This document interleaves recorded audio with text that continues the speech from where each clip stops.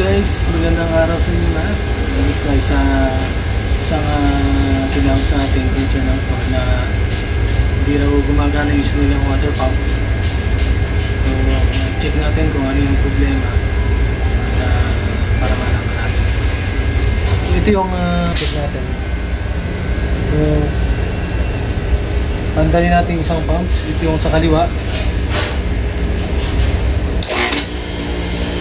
Yan. Tumatakbo siya yung pump na kaliwa. So yung sa ano naman, yung pump na kanan naman na paganahin natin, yun ayaw nga siyang mag-run. Naka-trip yung light indicator niya, naka-trip. Pagka naka-red kasi ito, ibig sabihin naka-trip. Siguro may problema yung motor o yung control. So tingnan natin, i-reset natin. Ito kasi yung sa kaliwa na pump.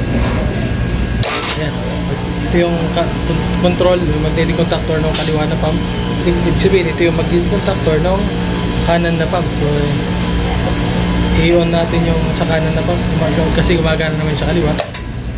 So, walang hindi nga nag-push o hindi nag-activate yung contactor niya. At nakatrip yung light indicator. So, nakailaw yung pula. Ibig sabihin, nakatrip yung overload. So, reset natin. Ayan. Gumana na yung pump. So, ibig sabihin, nag-trip lang yung overload ng magnetic contactor. So, operational na siya at magagamit na ulit nila ito. So, observe na lang natin kung ano yung naging problema ng motor, ng pump motor, bakit siya nag-trip. Possible kasi nag-overrun to, nag-overrun. Kaya nag-trip. So, kasi maganda naman yung run ng motor. So, mas tahimik na yung takbo niya kumpara dun sa isang pump motor. Possible nag-run lang to ng masyadong matagal. Hindi siya nakataya, nag-init yung motor. So, parang ganun nangyari siguro. So, observe lang natin at pag okay na ito, pwede natin itong inverter ko. Observe natin kung magka-cut off. So, kaya niya i-cut off yung pressure na doon sa pressure tank.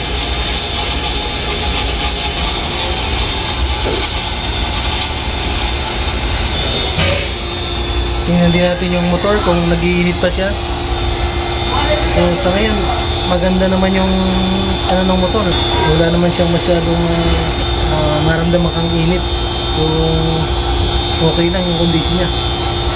Pag nag-iinit kasi yung motor natin, sabihin may tama yan. So, kaya possible na mag-high ampere.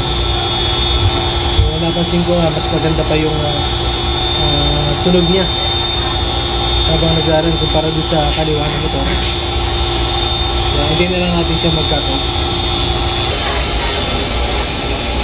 Habang nag-observe tayo ng ating water pump, check na rin natin yung pressure tank. Isa kasing pwedeng maging dahilan nito, yung pressure tank natin ay may leak na. Lalo yung ganitong klase kasing pressure tank ay bladder type. Ibig sabihin mayroon siyang balon dun sa loob. At pagka yung bladder, yung balon na yun, yung bladder ay butas na, possible na mag-overrun yung motor natin. So matagal siyang mag-run at hindi kagad siya magkakatok. So maapektahan yung performance ng motor natin. Pwede mag-init at nag-trip ka yung overload para ma-protect naman ng overload yung motor na hindi masunog. Check natin yung bladder ng tanke kung okay pa.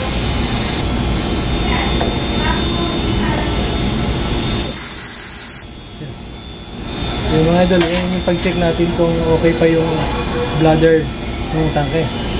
Kasi pagka pinrest natin yung pinakang pito niya at ang lumabas ay tubig, ibig sabihin butas na yung bladder niya, napasok na siya ng tubig.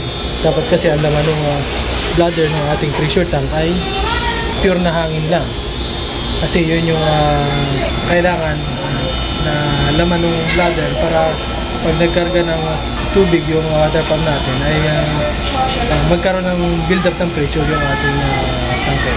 Kasi kung wala na siyang hangin o konti na lang yung hangin, hirap na mag-build up ng pressure yung pump natin.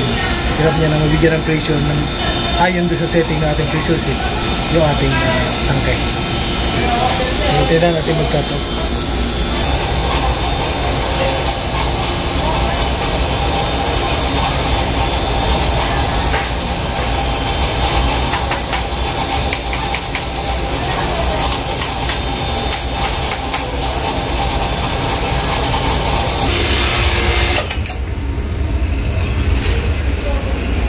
So yun mga idol, nag-cut off na yung motor natin. Yan mga idol, nandito pa rin tayo sa chinek nating water pump at in-observe pa rin natin yung pagka-cut off na. At habang nag-observe tayo, napansin natin na sobrang tagal niya bago mag-cut off. So hindi kasi normal yun, kaya maaaring may problema. Kung chinek natin yung piping assembly niya at chinek na rin natin kanina yung pressure tank, ito yung nakita natin. So ito kasi yung assembly niya. So mayroon tayo ditong yun yung humihigop yung pump natin sa wall, yung yellow na pipe na yun. So ito yung meter niya sa taas, water meter. Sa pag niya higop ng pump natin ay dun siya dapat hihigop sa ano na yun, sa wall. Ngayon nakati siya at mayroon dito pang isang valve na kung saan yung valve na yan na-connect naman doon sa discharge na nung galing sa pressure tank. So ito yung pressure tank. Ibig sabihin, dapat yung operation kasi ng motor natin at yung piping niya, dito yung hihigop yung pump natin ay sa line na to. At yung pump, pag yung isang motor ang gumagana, dito naman din siya hihigop. So ngayon, paglabas dito ng tubig natin, kung pag yung isang motor ang gumagana, dito din siya lalabas, pupunta siya ng pressure tank. At pagdating ng pressure tank, magkakabuild up ng pressure, papunta na siya doon sa mga gripo natin. Yun na yun. Pero ang problema, napansin ko dito, kaya pala matagal na nagraran yung motor nila, di nagkakatop. Yung bypass kasi nila, nakabukas. Na dapat kasi nakasarado yan pag ginagamit ang motor. Ginagamit lang kasi ang bypass pag sira yung motor. So, ang nangyari, pagka nakaganyan yung status, nagraran yung motor mo, hindi niya mapupuno agad yung pressure tank natin. Kaya ang nangyayari, yung tubig paikot-ikot lang. Nagsacycle lang dito sa buong piping assembly na to, paikot-ikot lang yung tubig.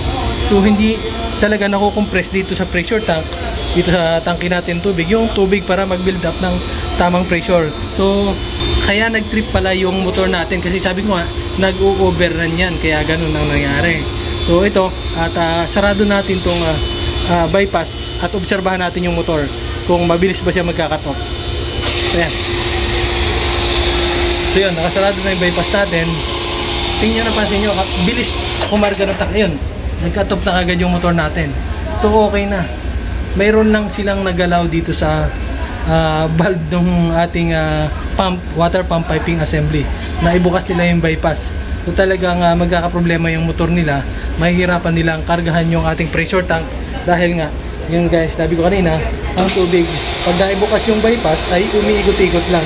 Hindi totaling kinakarga lang dito sa tangke na to. At para paglapas ng tangke ay diretso na sa mga gripo. So ang nangyayari, yung hinigop sa buhat sa water meter ay umiikot lang sa system ng pump natin, tapos yung ibang pressure bumabalik lang ulit doon sa may water meter. So yun na yung naging problema na kaya okay na to at pinili ulit ating endorse doon sa store. So yun lang po at muli. Maraming salamat. God bless po sa ating bye bye po.